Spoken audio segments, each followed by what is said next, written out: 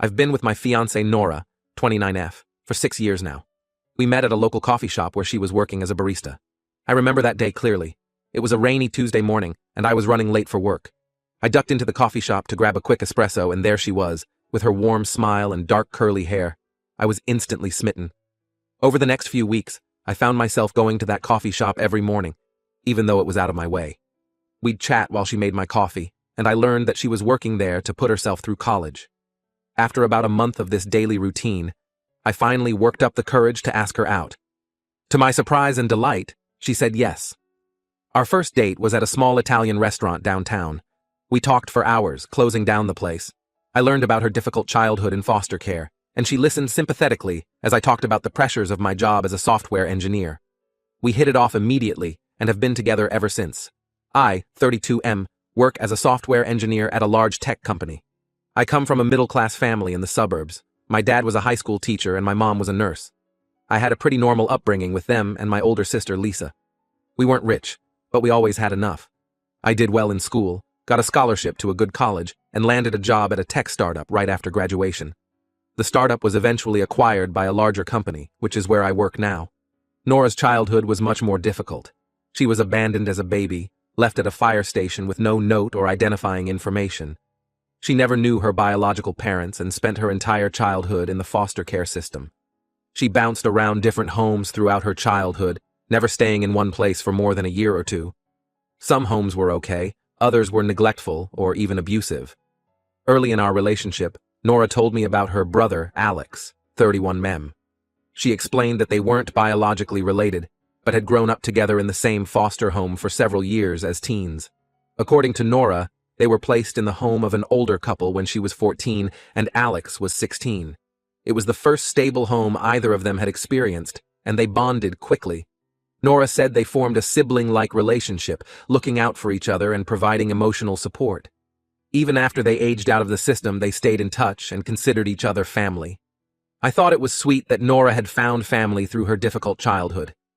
Coming from a close-knit family myself, I couldn't imagine going through life without that support system. I was glad she had Alex, even if they weren't related by blood. Over the years, Alex has been a constant presence in our lives. Nora would often cancel our plans last minute to hang out with him if he called. She'd say things like, "Alex is having a hard time at work and needs someone to talk to," or, "Alex just broke up with his girlfriend and doesn't want to be alone." At first I was understanding.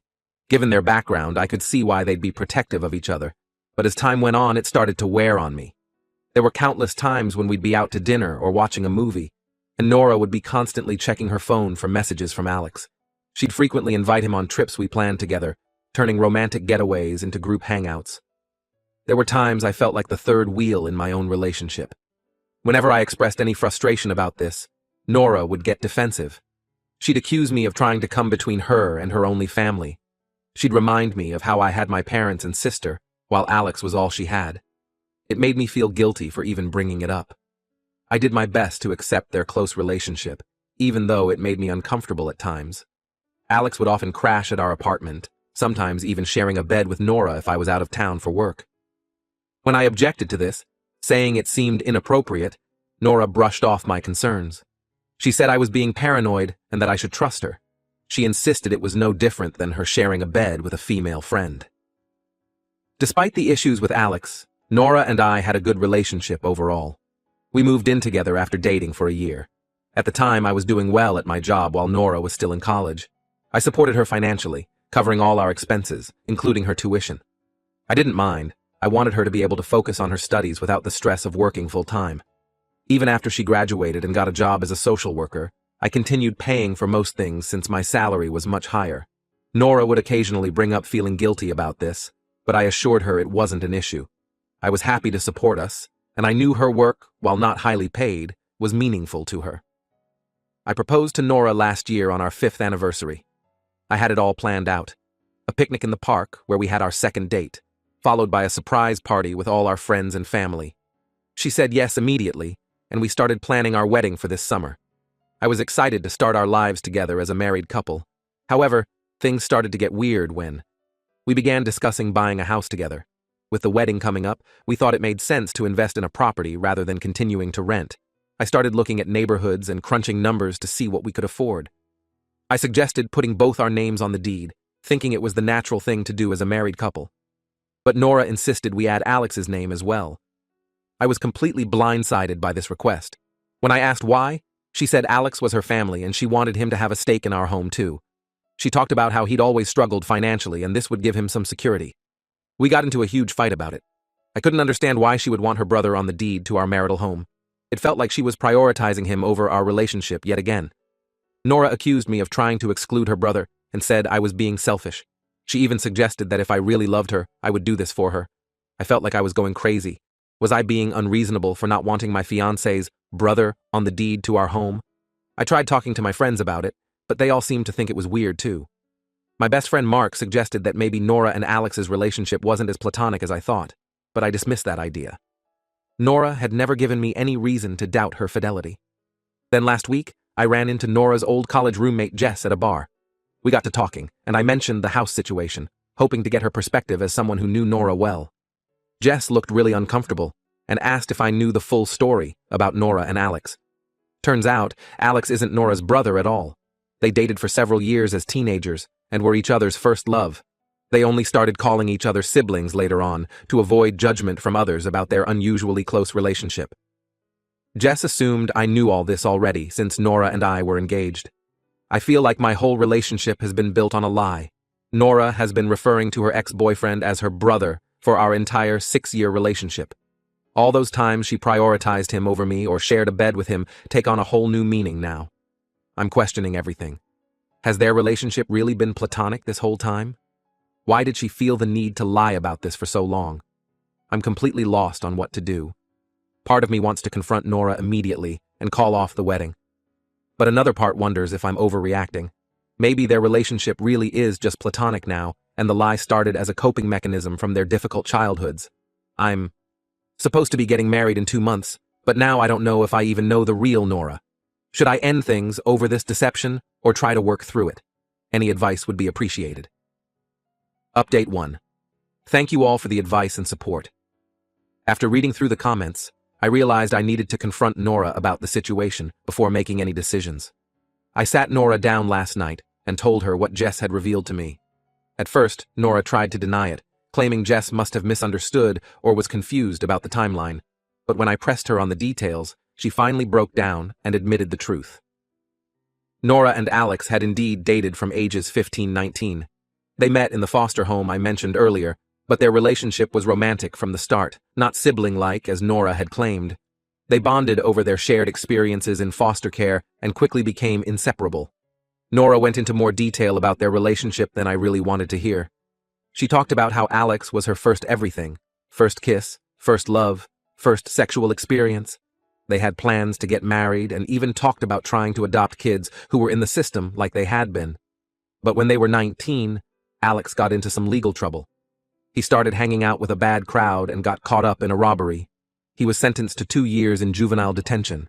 Nora was devastated but tried to stand by him. She visited him regularly, and they wrote letters back and forth. However, as time went on, Nora started to realize that she wanted more out of life. She enrolled in community college and began to see a future for herself beyond just being Alex's girlfriend. When Alex got out, things were different between them. They tried to make it work for a few months, but eventually broke up. Nora said the breakup was incredibly difficult for both of them. They had been each other's entire world for so long. They struggled with losing the only stable relationship they'd ever had. So they decided to rebrand themselves as siblings to maintain their close bond without the romantic complications. I asked Nora why she never told me the truth in our 6 years together. She claimed she was afraid I wouldn't understand and would try to limit her relationship with Alex. She said she had seen how uncomfortable I was with their closeness even when I thought they were siblings, and she was afraid of losing Alex completely if I knew the truth. She swore that things between them have been purely platonic since their breakup over a decade ago. She said they realized they were better as friends and that their romantic relationship had been more about clinging to familiarity than genuine compatibility. I told Nora that while I could understand the initial lie, I couldn't get past her maintaining the deception for our entire relationship, especially since we were about to get married. I explained that her hiding this made me question what else she might be lying about. Nora broke down crying begging me not to end things. She promised to cut Alex out of her life completely if that's what it took. She said I was more important to her than anyone, and she couldn't bear to lose me. But at this point, I don't know if I can ever fully trust her again. This wasn't a small white lie or a one-time mistake. This was years of intentional deception about a major part of her life. And even now, I'm not sure I'm getting the full truth. I told Nora I needed some time and space to process everything. I'm staying with my sister Lisa for a few days to clear my head. Lisa has been incredibly supportive, letting me vent and offering advice. She thinks I should end the relationship, saying that trust is the foundation of any marriage, and Nora has completely shattered that. Nora has been calling and texting nonstop since I left. At first, it was all apologies and promises to do better. But as the days have gone on, her messages have taken on a more accusatory tone. She's saying that I'm abandoning her like everyone else in her life, and that if I really loved her, I would forgive her. She's even tried to guilt me by bringing up how much I've supported her financially over the years. I'm still unsure of what to do. On one hand, I love Nora, and we've built a life together over 6 years. I know her childhood trauma has affected her in many ways, and I want to be understanding of that. But on the other hand, this feels like such a fundamental breach of trust. I'm not sure I can move past it, especially with how she's handling the fallout. I've put the wedding planning on hold for now until I figure things out. I called the venue and our vendors to explain the situation. Most have been understanding, though we'll likely lose some deposits if we cancel entirely. My friends and family have been divided in their advice. Some think I should try to work it out with Nora, saying that everyone has a past and that her lie, while big, didn't directly impact our relationship. Others think I should run for the hills, saying that someone who could lie so easily for so long can't be trusted. I'm trying to take some time for myself to really think about what I want. I've started journaling to help process my thoughts and emotions. I'm also considering talking to a therapist to help me work through this. Thank you again for all the support and advice as I navigate this difficult situation. I'll update again once I've made a decision about how to move forward. Update 2. It's been about a week since my last update. In that time, I've done a lot of thinking and had some difficult conversations with Nora. After a few days apart, I agreed to meet with Nora to discuss our relationship. We met at a neutral location, a park near my sister's house. I wanted to be somewhere public to keep things calm, but also somewhere we could talk privately. I explained to Nora that while I understood her difficult past, I couldn't get past the years of deception. The fact that she was willing to lie to me about something so significant for our entire relationship made me question everything. Nora continued to insist that her relationship with Alex was now purely platonic. However, as we talked more details came out that she hadn't initially shared. She admitted that she and Alex had slept together a few times over the years when they were both single, including once shortly before she and I started dating. This revelation was like a punch to the gut. It was bad enough that she had lied about their past relationship, but to know that it had continued in some form up until right before we got together was too much. It made me wonder if there had been more recent incidents she wasn't admitting to. I told Nora that I no longer felt I could trust her. The foundation of our relationship had been built on lies, and I didn't see how we could come back from that. I officially called off our engagement and told her I wanted to end our relationship. Nora didn't take it well. She alternated between hysterical crying and angry accusations. She claimed I was punishing her for her past and throwing away our future over a mistake. She brought up all the ways she had supported me over the years, conveniently forgetting how much I had supported her financially. She even threatened to hurt herself if I left her. I stood firm in my decision, but I was worried about Nora's mental state. I reached out to her closest friend to check on her and make sure she wasn't alone. I also suggested that Nora might benefit from talking to a therapist to work through her issues. Over the next few days, Nora's behavior became increasingly erratic. She showed up at my workplace, causing a scene in the lobby. Security had to escort her out. She left countless voicemails ranging from tearful apologies to vicious insults. She even contacted my family members on social media to plead her case. I've had to block Nora on everything and am considering a restraining order if her behavior doesn't stop. This whole situation has been emotionally exhausting, but I know I've made the right decision for myself. I'm working on untangling our shared finances and living situation. Thankfully, we never went through with buying the house together. I'm going to be moving out of our apartment next week and starting fresh. My company has been understanding, and is allowing me to work remotely for a few weeks while I get settled. I've been leaning heavily on my friends and family for support during this time. My sister Lisa has been especially helpful, offering me a place to stay and a sympathetic ear. My parents, while shocked by the situation, have been supportive of my decision. This experience has made me realize how much I let my own needs and feelings take a back seat in my relationship with Nora. I was so focused on supporting her and understanding her past trauma that I ignored red flags and my own discomfort. It's a pattern I need to be aware of going forward. Thank you all again for your support through this difficult time. While I'm heartbroken, I know this is ultimately for the best. I'm looking forward to moving on and eventually finding a relationship built on honesty and mutual respect. Update 3. It's been about a month since my last update. I wanted to provide one final update on the situation for closure. Shortly after my last post, Nora's erratic behavior escalated to the point where I had to file for a temporary restraining order. She had shown up at my new apartment, I'm not sure how she got the address, and tried to force her way in. She was yelling and pounding on the door, causing a disturbance. Thankfully, my neighbor called the police, and she was removed from the property. The day after the restraining order was granted, I received a call from Alex of all people. He apologized for his role in the deception and admitted that he and Nora had rekindled their romantic relationship almost immediately after our breakup. Apparently, Nora had been staying with him and had told him a very different version of events. She had painted me as controlling and abusive, claiming I had thrown her out with nowhere to go. Alex said he felt guilty about the whole situation and wanted to come clean. He revealed that he and Nora had never truly stopped their physical relationship, even during our time together. They would meet up whenever I was out of town for work, using the guise of their sibling relationship as cover. I thanked Alex for his honesty, but told him I wanted nothing more to do with either of them. The revelation that Nora had not only lied throughout our relationship, but had also been actively cheating on me was the final nail in the coffin. I've since blocked his number as well. In the weeks that followed, I focused on healing and moving forward. I've been staying busy with work and have taken up running as a way to clear my head. I've also been spending more time with friends and family, rebuilding the connections I had neglected during my relationship with Nora. I'm slowly starting to feel like myself again. The anger and betrayal I felt initially have faded into a sort of dull sadness. While I'm not ready to date yet, I'm hopeful that I'll eventually be able to trust someone again. For now, I'm focusing on my career and my own personal growth.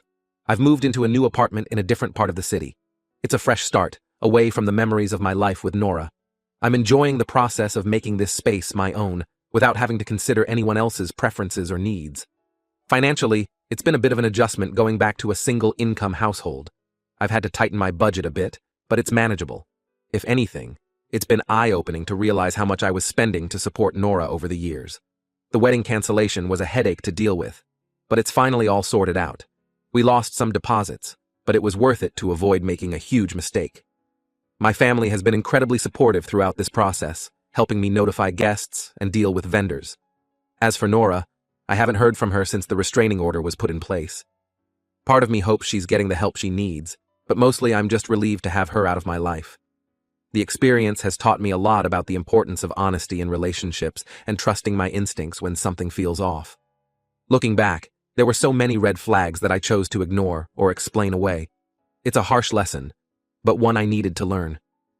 In the future, I'll be more cautious about fully trusting someone, but I'm trying not to let this experience make me overly cynical.